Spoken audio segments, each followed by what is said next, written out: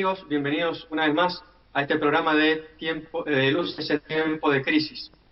Nos encontramos de nuevo con el Padre Ramiro y vamos a seguir con este ciclo de charlas que estamos teniendo.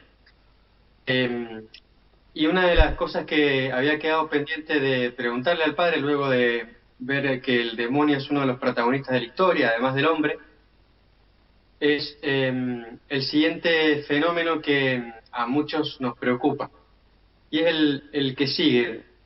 En el mundo moderno en el que nosotros nos encontramos se da un fenómeno que antiguamente jamás se había producido, y es el del ateísmo. Un autor latino decía que uno podía recorrer muchos pueblos de la tierra y iba a encontrar ciudades sin murallas y con costumbres diferentes, pero jamás iba a encontrar un pueblo sin templo, un pueblo sin una concepción trascendente, sin algo que los conectara con la divinidad. En el mundo moderno hemos eliminado a Dios. Nietzsche dice que Dios ha muerto y nosotros lo hemos matado. ¿Qué podemos decir al respecto, Padre? Bienvenido. Bueno, muchas gracias. Sí, bueno, retomando el tema que habíamos dejado la vez pasada, estamos hablando, no nos perdamos del tema central, el hilo central, que es hablar de los grandes protagonistas de la historia. Es un poquito para entender qué pasa, por qué pasa y para qué pasa lo que pasa hoy. Estos grandes fenómenos humanos o también decir cósmicos. Para un cristiano todo se entiende, pero para poder entenderlo, habíamos arrancado porque es el hombre, este otro personaje oscuro que lo develó Cristo, que en la antigüedad pagana no logró entender el malo, no el mal, sino el malo, una inteligencia mala que se percibía por sus efectos. Bueno, Cristo nos explicó bien quién era. Bueno, y ahora el gran protagonista es Dios. Pero hoy nos encontramos, yo diría casi sin darnos cuenta, con un fenómeno que es original del siglo XX. Nunca en la historia de la humanidad, como bien decía Ignacio, ha ocurrido lo que estamos viendo hoy, el ateísmo. Digo que es original porque si uno recorre todas las historias de todos los pueblos, aún los más primitivos, los más salvajes, los menos culturalmente desarrollados, algún sentido de Dios confuso han tenido. A veces lo han identificado con el cosmos, se llama panteísmo. Con frecuencia para explicar el bien y el mal en la tierra, han recurrido a dos dioses con iguales poderes, con iguales atributos, uno bueno y otro malo, que se disputan la tierra, los hombres. Digamos, nosotros prestamos la cancha para los dos dioses. Bueno, todos intentos de explicación, pero siempre de fondo está el tema de Dios presente. Y el del mal, obviamente. Y cómo se maneja, cómo es compatible que el mal pueda convivir o existiendo un Dios que por definición debe ser bueno. Bueno, como nos decía Ignacio, apareció el fenómeno del ateísmo. Es un fenómeno del siglo XX. En la antigüedad no existió esto. Una de las grandes adquisiciones del siglo XX. Por eso esa mentalidad que existe tan difundida, que podemos llamar de evolucionismo cultural, que sostiene como una especie de dogma que la humanidad avanza y avanza, y es un avance inexorable, es una gran mentira. La tecnología avanza, las ciencias que se pueden comunicar fácilmente, físico-matemáticas, etcétera, sí, uno hereda y avanza, pero en la ciencia de lo humano y de lo divino estamos retrocediendo.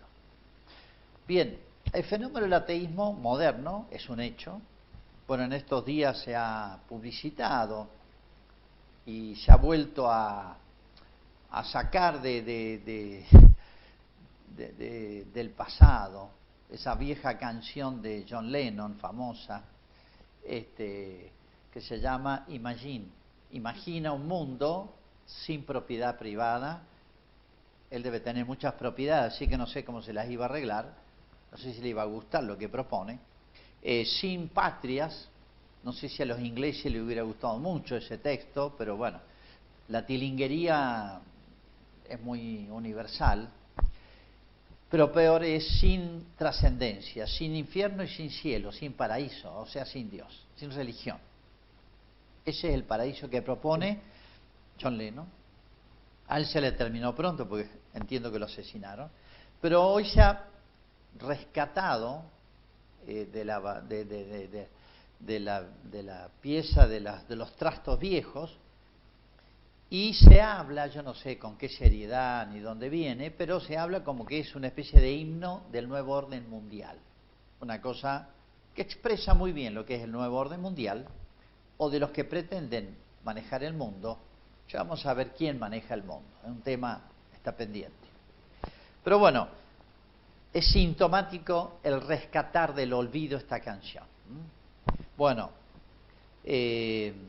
cuento al respecto una anécdota de Ratzinger, la cuenta él. Cuando fue los tiempos del concilio, o la preparación para el concilio, siempre se prepara con tiempo, se avisa a todos los episcopados del mundo para que propongan temas a tratar, urgentes. Bueno, en Alemania se hizo eso. Ratzinger, Joseph Ratzinger, era un joven teólogo brillante, era el teólogo joven más destacado de Alemania. Y él cuenta esto: hicimos una reunión, todos opinaron qué tema hay que tratar, el tema del hombre, el tema de la relación iglesia-mundo, la liturgia, bueno, muchos temas, ¿no? El ateísmo, bueno. Pero le llamó la atención porque había un teólogo viejo, muy sabio, venerado en Alemania, que quedó para el final. Y para sorpresa de todos, y Ratzinger dice para mí también, le preguntaron a él, ¿qué tema sería interesante tratar, urgente tratar en un concilio universal? Y él dijo, el tema de Dios. Dice, me pareció muy obvio, una cosa muy, no sé, no digo banal, pero le llamó la atención como diciendo, para hablar de eso, ya sabemos todos, no hace falta hacer un concilio, no sé qué habrá pensado cada uno, pero fueron sorprendidos. Dice, ahora 20 o 30, 40 años después del concilio, Ratzinger, ya mayor, experimentado, que ha tenido un cargo decisivo en la Iglesia, dice, me doy cuenta qué es lo que quiso decir ese gran teólogo. Hoy, el gran ausente es Dios de la sociedad y aunque les parezca extraño, de la Iglesia, de la teología, del mundo de las cosas humanas. Ha quedado un Dios de los deístas. ¿Cuál es el Dios de los deístas? Los deístas es una corriente ideológica de hace 3 siglos que creían en un Dios sin atributos divinos. O sea, lo desvistieron a Dios, lo despojaron. O sea, un Dios sin atributos divinos, es decir, un Dios lejano, allá lejos, ni se mete con el mundo, con el cosmos, ni nosotros nos metemos con él. Nos deje vivir. Ese Dios no es Dios.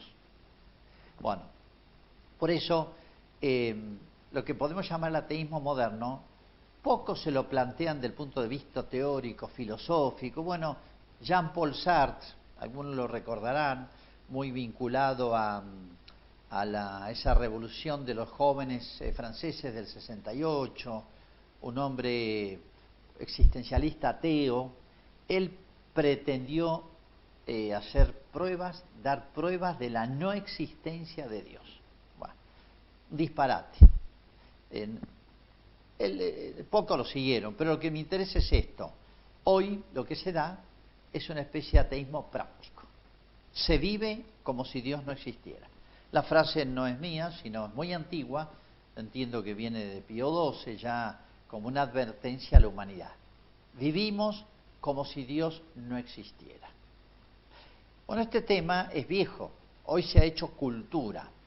Cuando digo que algo se hace cultura, digo que se ha difundido lo que antes era una afirmación de 2 o 3 filósofos en sus cátedras, en un libro de poca difusión, de una élite intelectual, de un país, de una universidad.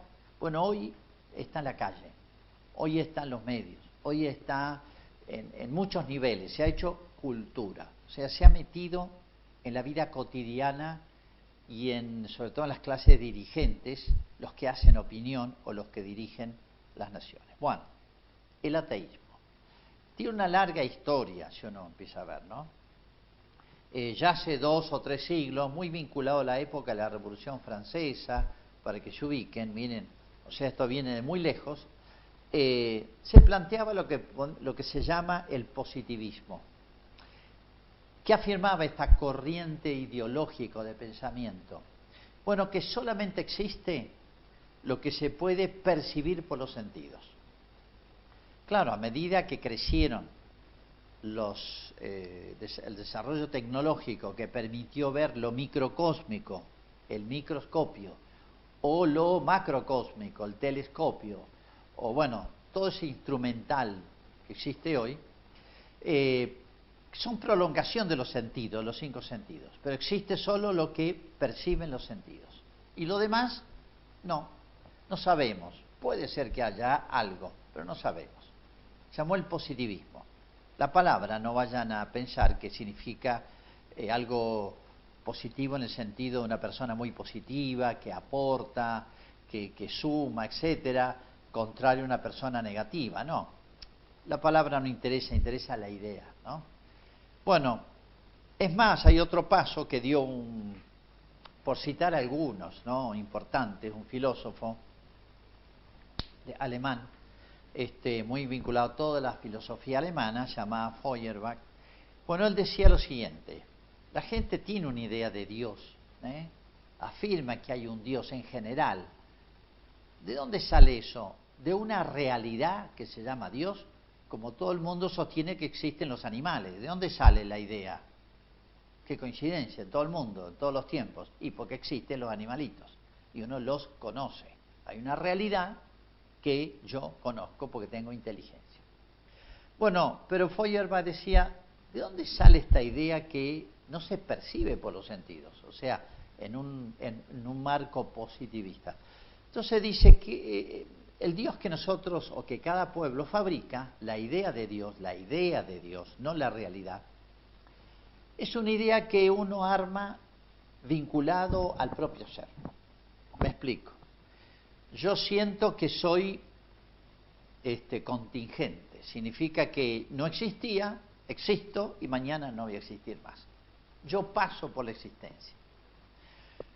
Entonces yo invento, para contrarrestar ese punto débil mío, yo invento un ser que digo que es eterno y que es autosuficiente. Yo me doy cuenta cómo me cuesta conocer, no aprendo, soy lento, no voy a tener toda la sabiduría de todo el mundo. Entonces yo invento, es como una proyección negativa o inversa de mi limitación, yo invento un ser, al que llamo Dios, que es infinitamente inteligente. Y así, todos los atributos de ese Dios, de esa idea de Dios, que es una idea, no es otra cosa que la proyección de mis limitaciones. ¿Se entiende? Bueno, sí. Pero ese Dios que yo fabrico, diría Marx, que toma de Feuerbach esto, esa idea que Nietzsche, como bien citaba Ignacio recién, decía, Dios ha muerto, nosotros lo hemos matado. Nietzsche hablaba, filósofo alemán también, del superhombre. Ese Dios que hemos creado nosotros nos protege, nos tranquiliza, es como una terapia, digamos, para el hombre frágil, débil, caduco, que aparece, desaparece. Ese limita la fuerza que tiene el ser humano vital para crecer, para transformarse en el superhombre, diría Nietzsche. Y Marx toma esa idea. Por eso, para el marxismo, y el marxismo-leninismo, o el marxismo cubano, o el marxismo cultural de hoy, la idea de Dios, que es para ellos una idea, no es una realidad, es una idea fabricada por el hombre, de distintas maneras, según las culturas, oprime al hombre. Por eso el ateísmo es necesario, Porque si hay algo que detiene al hombre, o dirán, imagine, si hay algo que divide a los hombres son las religiones. Cada uno tiene sus ritos, sus códigos morales, sus verdades de fe, sus dogmas. Todo esto divide. Hay que crear una humanidad unida. Entonces, la religión, o ese Dios fabricado por cada uno, es un obstáculo. Hay que eliminarlo. Por eso el ateísmo Padre, hoy es casi, sí, una necesidad. No es que el que quiera creer, cree y que no, no. Es una necesidad para que el hombre se una y para que el hombre crezca. ¿Se entiende?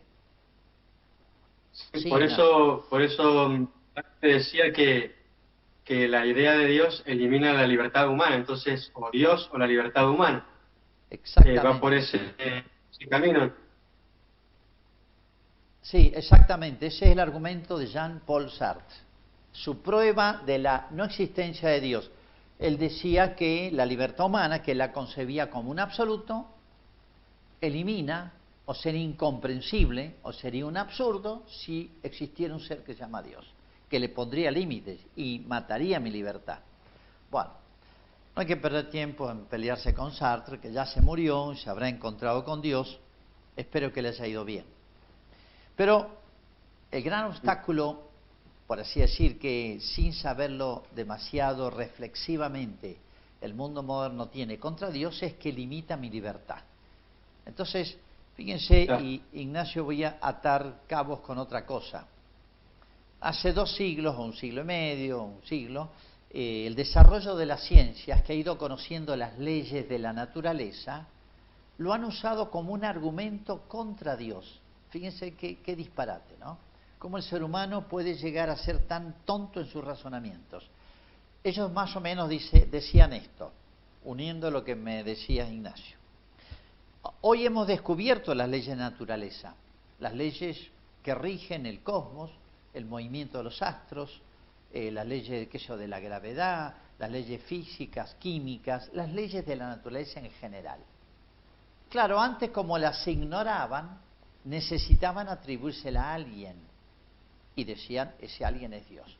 Pero hoy explicamos el mundo, hoy entendemos el mundo, hoy el mundo y el cosmos es inteligible por las solas leyes de la naturaleza. No hace falta Dios. La ignorancia había sido la causa, la ignorancia de las ciencias, era la causa de que atribuyéramos a Dios un rayo, una tormenta, una inundación, o cosas buenas, el sol que ilumina, la vida que da la tierra, etcétera. Bueno, fíjense, respondo rápido y por poquito que razonemos, si uno encuentra un admirable orden que ya los griegos habían descubierto en el cosmos. La palabra cosmos significa en el mundo hay leyes y están ordenadas. Y es muy simple el razonamiento de una persona sana, de sentido común. Si hay un orden, hay un ordenador. No somos nosotros. Si uno ve un hormiguero, el otro día veía cómo trabajaban las hormigas, yo digo, son unos genios, es una industria, una fábrica fantástica. Ellos no pararon con el coronavirus. Son muy inteligentes, pues están preparando el invierno. Vean las abejas cómo se preparan, una fábrica de miel genial. ¿Quién le enseñó? ¿Se enseñan las abejas? Instinto, diría uno. Ley de la naturaleza, sí. Pero si hay una ley y hay un orden, hay un ordenador. Ya lo sabían los griegos, Aristóteles habla de esto. Entonces, ¿cuál es el razonamiento? Eso no excluye a Dios, sino postula que este universo tan ordenado, hay alguien inteligente que puso orden. Porque hay un principio que trae Aristóteles. Sapientis es ordinare, dicho en latín. Es propio del sabio, significa, sabio es el que es súper inteligente, digamos, el que percibe los más altos principios, ese es el sabio. Si hay un orden, hay un ordenador, y es propio de un ser inteligente ordenar. Entonces, descubrir a través de la ciencia moderna, lo que sea, el desarrollo del conocimiento de las leyes de la naturaleza, no excluye, sino que al revés.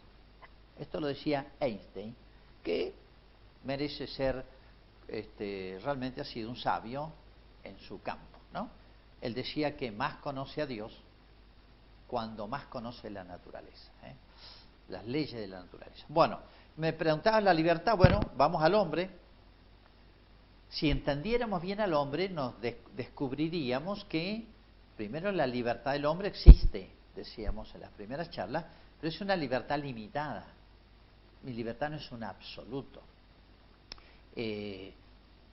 Yo no elegí mi madre ni mi padre, ni elegí qué año voy a nacer, ni en qué lugar voy a nacer, ni qué color de ojo, ni si voy a ser gordo, flaco, negro. Mi libertad está muy limitada. Entonces, no anula la libertad del hombre, es un tema que lo vamos a plantear más adelante al hablar del gobierno divino. Pero voy a dejar este principio, que lo vamos a retomar después, porque se nos ha ido el tiempo. Este principio, lo dice Santo Tomás, es genial. Dice, Dios mueve el mundo. Estoy anticipándome un poquito al tema que vamos a dar la próxima, ¿no?